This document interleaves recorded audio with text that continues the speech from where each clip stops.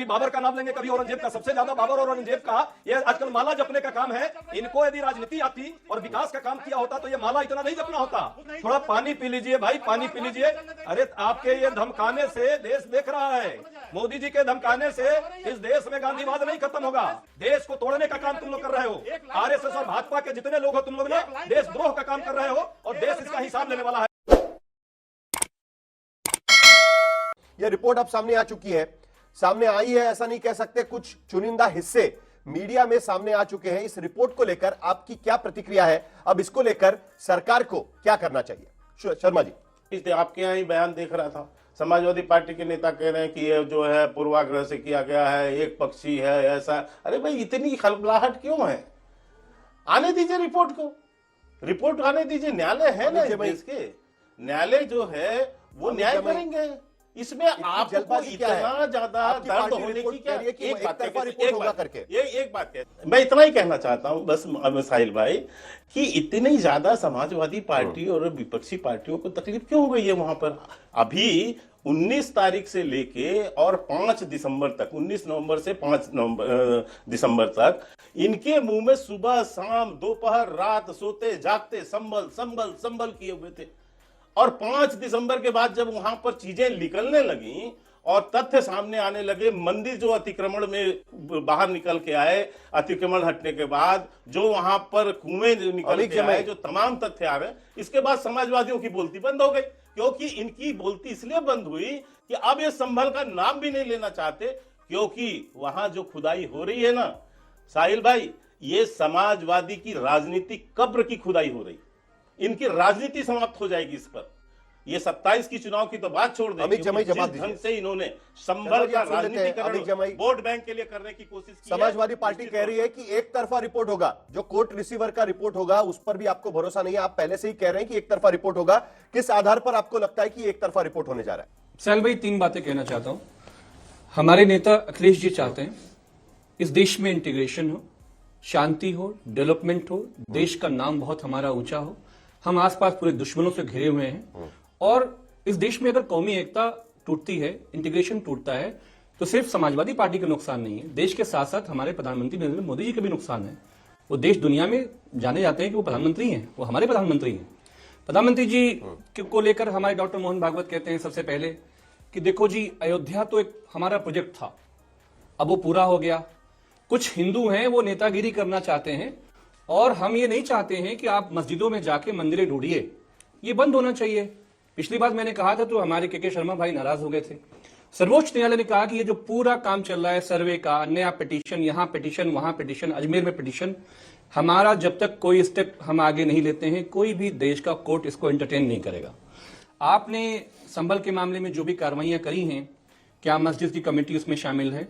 क्या वक्फ बोर्ड की जो लीगल कमेटी उसके अंदर शामिल है? क्या हमारा काउंसिल उसके अंदर शामिल है? ये सीधा सीधा मामला है कि देश के जो बुनियादी मुद्दे हैं उस पर चर्चा ना हो। क्या यह बात सही नहीं कि चाइना आज सीना ताने हमारे देश के ऊपर खड़ा है? क्या पाकिस्तान बांग्लादेश में, अमित भाई मैं उस पर आने वाला हूं, हमारे देश पर, ये सारे मुद्दों पर मैं आने वाला हूं। हम इस देश में, पहले सवाल तो इसी बात पर है जमीक भाई, मेरा सवाल इस बात को लेकर है कि अभी तक कोर्ट रिसीवर की रिपोर्ट ओपन नहीं हुई है, उसकी कुछ बातें बाहर निकल कर आई है। ऐसा क्यों समाजवादी पार्टी को लगता है कि ये वन साइडेड रिपोर्ट होगी? वन साइडेड का क्या मतलब है? क्यों आपको ऐसा लगता है कि ये वन साइडेड रिपोर्ट होगी? देखिए, हमारा ये कहना है कि माननीय अखिलेश यादव जी ने भारत की संसद में कहा था कि एक जो डीएम था, एक डीएम ने एक जमाने में जो काम किया था, कई दशक हमारे देश को उसका भुगतान करना पड़ा। दोबारा से ये जो कप्तान और डीएम हैं, ये लोग संभल जैसा मॉडल खड़ा करके, अयोध्या जैसा मॉडल खड़ा करके उत्तर प्रदेश को तोड़ना चाहते हैं। सीधी सी बात है।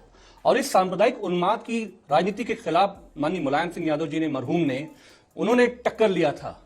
और अखिलेश जी हमारे नेता जो हैं, हम चाहते हैं कि इस देश में हिंदू मुसलमान की जो राजनीति है वो डब्बे में बंद हो जाए। तो क्या पूरा ये देश नहीं जानता है कि आज जो भारतीय जनता पार्टी बुद्ध और गांधी का उपासक बनती है, देश और दुनिया में भाषण देते हो, शिलान्यास से लेकर बाबरी मस्जिद की शहादत से लेकर पूरे देश में यात्रा निकालकर जो दंगे की जो बारूद पे आपने पूरे देश को बिठाया था, लालू जी ने जो जेल में बिठाया था वहां पे, क्या नाम है, बिहार के अंदर, इस दंगों को बनाने वाले कौन लोग थे? बीजेपी, आरएसएस, विश्व हिंदू परिषद की राजनीति जो इस देश में दंगा प्लांट किया। आप तो मास्टरमाइंड है। हाँ, ये बात सही है कि माननीय नेता मुलायम सिंह यादव जी ने समाजवादियों की जो विरासत है, आपसे टकराकर, आपको रोककर हमने आपको बताया था कि ये राजनीति देश के लिए घातक है। लेकिन आज आप बुद्ध के उपासक बन रहे हो, आज आप गांधी जी के उपासक बन रहे हो। इस देश को दंगे में ढकेलने वाले आप ही हैं के शर्मा भाई। संभल में भी जब हुआ था तो आप नहीं ढकेला मलुकनगर। था, मुसलमान नहीं गए थे ढकेलने के लिए दंगे में, ये आप थे। अजय उपाध्याय करते हैं वो लोग। अजय उपाध्याय देखिए मलुक भाई ज्ञान देते देते जी मलुक भाई ज्ञान देते देते शुरुआत में तो अच्छा ज्ञान इन्होंने दिया, और शुरुआती ज्ञान मलुक भाई का हम लोग के साथ रहने वाला ज्ञान था। उसके बाद थोड़ी देर बाद ही पलट गया और ये भी उसी में आ गए जो आरएसएस और भाजपा लगातार जो इस देश में नफरत का कैप्सूल फैला करके और सांप्रदायिकता फैलाना चाहती है और देश में हिंदू मुस्लिम सद्भाव को तोड़ना चाहती है, उसी के अब अंग हो गए हैं। तो इनकी भी मानसिकता कहीं ना कहीं रग रग में आ गई है। सच्चाई ये है साहिल भाई, ये जो सर्वे लीक हुआ है जिस पर आप चर्चा कर रहे हैं, हालांकि हमें ये पता नहीं है, लेकिन ये लीक हुआ है तो ये तो बड़ा दुर्भाग्यपूर्ण और बड़ा गंभीर मामला है। सर्वोच्च न्यायालय ने निर्णय दिया है, निर्देश दिया है, उस निर्देश का भी एक तरह से पालन नहीं हुआ। समझिए सरकार कितनी निकम्मी है और जो ये व्यवस्था है वो व्यवस्था कितनी निकम्मी है। पहले होता था पेपर लीक, फिर हुआ सद्भावना लीक, फिर सद्भाव लीक, फिर शांति को लीक करने का प्रयास हुआ, और अब जो है सर्वे का रिपोर्ट ही इन लोगों ने लीक कर दिया। इसका मतलब समझ लीजिए साजिश किस स्तर पर है। संभल को संभलने नहीं देना चाहते, ये खुदाई खुदाई खुदाई करके भाईचारे की खुदाई करना चाहते हैं। लेकिन एक सच्चाई को स्वीकारना होगा, जो अंतिम बात मैं कहूंगा, सर्वोच्च न्यायालय के में इनको भरोसा नहीं है, बाबा साहब के संविधान पर इनको भरोसा नहीं है, पूजा स्थल कानून पर इनको भरोसा नहीं है, और अंततः आरएसएस के ज्ञानी पुरुष इनके जो हैं उन पर तो कम से कम भरोसा कर ले। भागवत साहब पर क्या उन पर भी भरोसा नहीं है? ये जो बार बार चर्बी गर्मी कर्बिस्तान और संविधान की बात करने वाले लोग, ये लोग 20-80 में बांटने वाले लोग आज पूरे देश और समाज को सिर्फ नफरती जहर में पैदा जवाब देना करना चाह रहे हैं चाहते आपको। लेकिन याद रखिएगा हम लोग मोहब्बत मलुकनगर वाले लोग जवाब हैं। देना चाह रहे हैं आपको। मोहब्बत और हम आपके इस नफरती सोच को षड्यंत्र को कामयाब नहीं होने देंगे। हाँ, मैं अपने डिबेट के शुरुआत में एक बात बोला। देखिए आपके डिबेट में कितनी सच्चाई से बात सामने आई।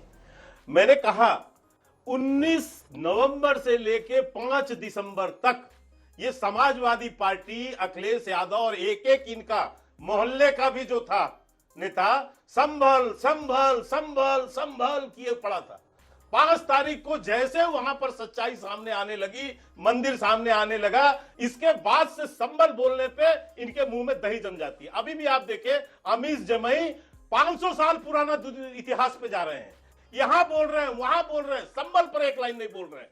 क्यों? इनकी, मैंने कहा कि राजनीतिक कब्र खुद रही है वहां पर समाजवादियों की और ये इंडिया गठबंधन की, क्योंकि जो सच्चाई वहां से निकल के आ रही है उस पर बात करने की ताकत न समाजवादियों में है न कांग्रेसियों में। और अभी कांग्रेस के मित्र यहाँ गा रहे थे, चलिए कांग्रेस में इनके वोट बैंक पे जिस तरह से अब लताड़ पड़ी है, ये हैसियत नापी है राहुल गांधी की, कांग्रेस के आजादी। अजय उपाध्याय जवाब ये दीजिए। हैसियत नापी गई मुसलमानों अजय की। उपाध्याय। ये अजय उपाध्याय। साहिल भाई, अजय उपाध्याय। आजकल रोज जो है इनको बहुत चुप कराइए, इनको इनकी आवाज थोड़ा कम कर दी जाए, नहीं तो नॉन स्टॉप नहीं, अजय उपाध्याय बोलिए, बतला चलिए। करके इसी सुन रहे हैं। तरह अनाप शनाप सुन बोलेंगे। रही है, सुन रहे हैं, ये सुन लोग रहे की हैं, बोलिए। हैसियत ही दिन भर बोलिए, नापते हैं, इनके साथ समस्या है। जब भी चैनल पर होते हैं के शर्मा तो ये लोगों की हैसियत ही नापते हैं, और हालत ये हो गई है कि भारतीय जनता पार्टी अब नहीं रह गई है, बदला जनता पार्टी हो गई है। ये सिर्फ बदला लेने का काम कर रही है जनता से। आज ये कभी बाबर का नाम लेंगे, कभी औरंगजेब का, सबसे ज्यादा बाबर और औरंगजेब का ये आजकल माला जपने का काम है। इनको यदि राजनीति आती और विकास का काम किया होता तो ये माला इतना नहीं जपना होता।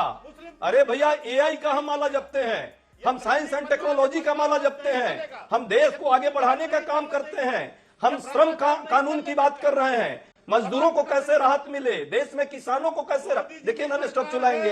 अरे चुप हो जाइए, चुप हो जाइए, पानी पी लीजिए, थोड़ा पानी पी लीजिए भाई, पानी पी लीजिए।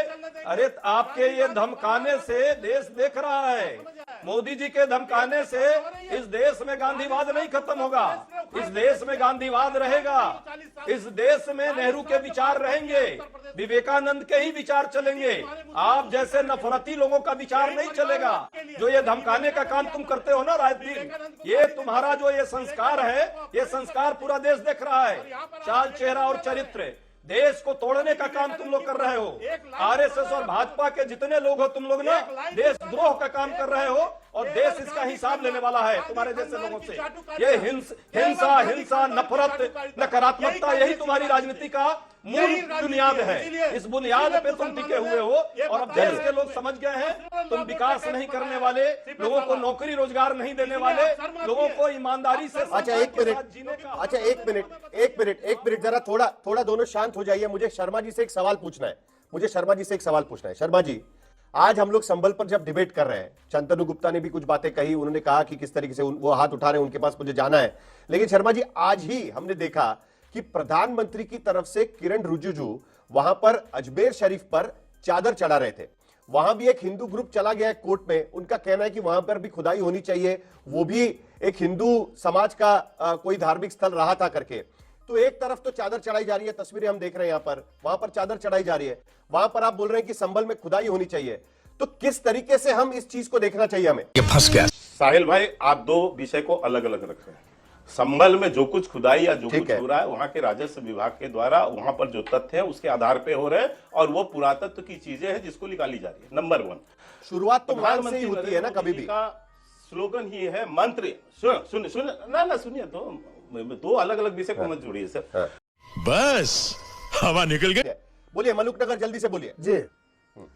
देखिए, जो माननीय प्रधानमंत्री ने अजमेर शरीफ पे चादर चढ़ाई तो सो कॉल इंडिया गठबंधन की सबसे बड़ी पार्टी कांग्रेस का मुंह क्यों फूट गया ये कहने में कि देश के प्रधानमंत्री सेकुलर हैं और वो आज की तारीख में अजमेर शरीफ पे चादर चढ़ाने के लिए जा रहे हैं। एक व्यावहारिकता के नाते से जो पूरे देश में माहौल होना चाहिए उसको बढ़िया तरीके से करने की कोशिश कर रहे हैं। और दूसरी तरफ ये भारत के संविधान के मान लीजिए अजय उपाध्याय साइड करके और चादर चढ़ा रहे हैं, मान कानून को लीजिए साइड करके और सुनो और जबरदस्ती झगड़ा करवाने की और हिंदू मुसलमान करने की कांग्रेस और इसके साथ ही कोशिश कर रहे हैं। ऐसा क्यों? इसका जवाब ले लो। अजय उपाध्याय 10 सेकंड, उसके बाद मुझे वाइड करना है। पहली बात की प्रधानमंत्री जी ने चादर चढ़ाई है, चादर चढ़ाई है, चादर के लिए स्वागत, लेकिन चादर के साथ जो नीचे कुदाल दे रहे हैं अपने इन कार्यकर्ताओं को जो यहाँ पे कुदाल लेकर घूम रहे हैं हर जगह ना, उसको रोक तो लगानी चाहिए थी। देश बड़ा है, देश हित में काम हो, ये लोग सियासत और राजनीतिक हित में अपने लिए काम कर रहे हैं। शाबाश बेटा, बहुत बढ़िया। अब बताइए मैं क्या करूंगा? एक बहुत सिंपल सी टिप आपके साथ शेयर करती हूँ। अपने हाथ को इस तरीके से रखिए। If you look at this from your side, आपका लेफ्ट हैंड आपको बी के जैसे दिखेगा और राइट हैंड आपको डी के जैसे दिखेगा। B and D. B for थोड़ी मदद तो रखिए। वे मैं तेरा मन पर